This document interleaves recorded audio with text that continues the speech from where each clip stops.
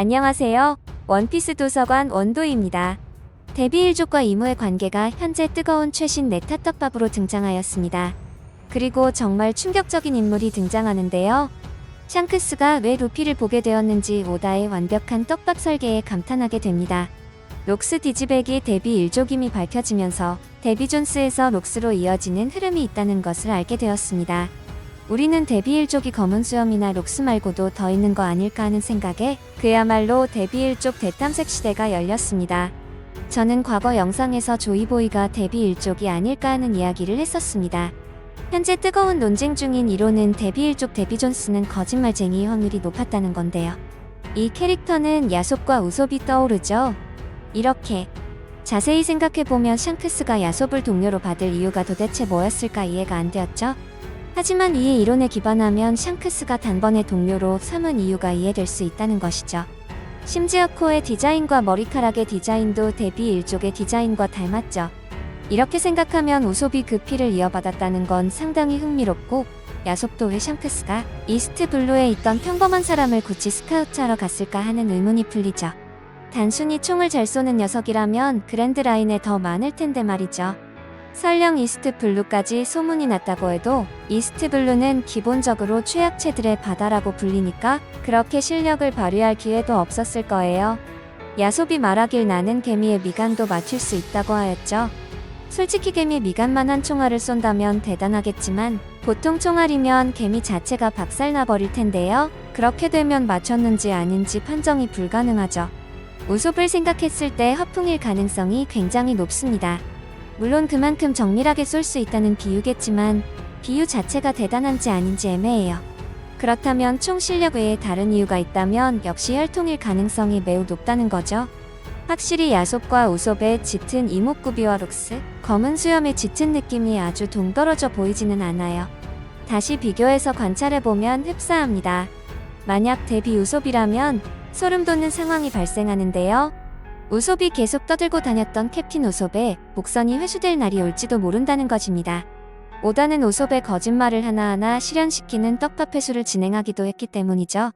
게다가 검은 수염하면 케르베로스 이론이 계속 나왔는데 머리셋 달린 해적 깃발을 쓰는 것과 관련해서 우솝이 과거에 케르베로스를 잡았다는 거짓말을 한 적이 있었다는 겁니다. 계속 말씀드리고 있는 우솝의 거짓말이 현실이 된다는 설정인데 실제로 섬을 먹는 금붕어나 여러 거짓말들이 진짜가 됐었죠.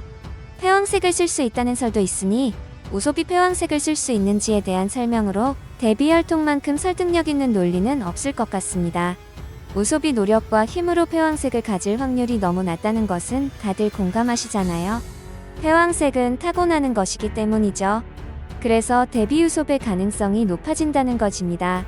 게다가 개연성의 부분에서도 이제까지 오다의 표현 방식을 보았을 때 우솝이 나중에 데뷔 일족 이야기를 듣고 아, 나도 데뷔야 라고 말을 해도 전혀 이질적인 느낌이 없다는 것이죠. 코브라가 자신들도 D 일족이라고 밝힐 때 전혀 개연성 없이 바로 공개했죠. 지금부터 이렇게 강했던 록스가 어떻게 패배했었는지 하나하나 진실을 파헤쳐 보겠습니다. 록스를 상대로 순수하게 전투력을 이긴다는 그림이 그려지지 않습니다. 저는 단도직입적으로 이야기해 보겠습니다. 록스가 임에게 조종당해 자신의 손으로 앨리스와 티치를 해치려 할 때 간신히 의식을 되찾은 록스가 나를 쓰러뜨려줘라고 로저와 가프에게 부탁했을 가능성이 가장 높다고 생각을 해봅니다. 록스와 로저 그리고 강한 호거령 캐릭터들의 특징이죠. 부정한하게 맞서 싸우다 죽은 것을 명예로 여기지만 자신의 적에게 이끌려 동료를 해치는 행위는 용납할 수 없다는 것이고 이것은 클리셰라는 것입니다. 자신의 아내와 아들인 앨리스와 티치를 해치려 했다는 것도 충분히 이모의 입장에서 확률 높은 행위라는 것입니다. 오다 작가 입장에서 독자들에게 충분히 개연성 면에서 자연스럽게 연출이 가능하죠. 이미 저지른 짓의 잔혹함을 그려낼 것 같거든요. 자신의 아이를 직접 해치게 할지는 모르겠지만 로저와 가프에게 부탁해서 자신을 죽이게 만드는 전개는 가능할 것 같아요. 다만 가프에게 부탁한다는 게 좀 걸리네요. 둘 사이에 접점이 있었을까요? 아직까지는 표면적인 접점은 없었죠. 물론 갑자기 가프와 록스의 과거 회상이 시작될지도 모르지만요. 가프가 왜 록스와 싸우려 했는지가 여전히 의문이에요. 이 부분은 대부분의 독자들도 궁금해하고 있죠. 사실 저는 가프가 실제로는 싸우지 않았고 과거 알라바스타의 스모커처럼 공적만 가프에게 돌아간 게 아닐까 하는 생각까지 해봤습니다. 만들어진 영웅처럼요. 그래서 부탁을 했다면 로저에게 했을 것 같습니다. 자꾸 이런 생각을 하는 이유는 우리가 가프의 성격을 너무 잘 알고 있기 때문이죠.